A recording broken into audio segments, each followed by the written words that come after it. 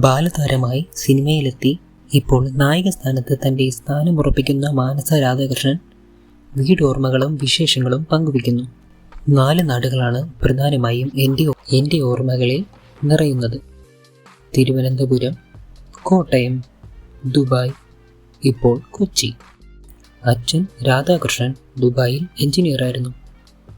അമ്മ ശ്രീകല വീട്ടമ്മയാണ്. അച്ഛൻ്റെ നാട് പാലായും അമ്മയുടേത് തിരുവനന്തപുരവുമാണ്.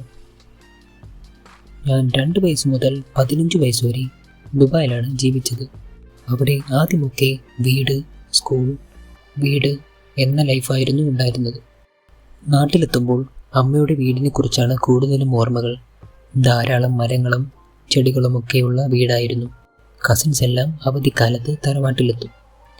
പിന്നെ കളിയും ചിരിയും മരത്തിൽ കയറ്റവും ഒക്കെയായി അടിപൊളിയായിരിക്കും. മുറ്റത്ത് നല്ല മധുരമുള്ള മാമ്പഴം നിറയുന്ന മാവും ഉണ്ടായിരുന്നു. അച്ഛൻ്റെ പാലായിലുള്ള വീടും കേരള ശൈലിയിൽ പണികഴിപ്പിച്ച വീടാണ്.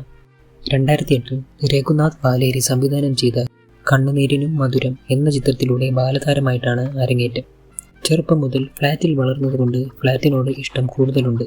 സുരക്ഷിതത്വമുണ്ട്, സ്വകാര്യതയുണ്ട്.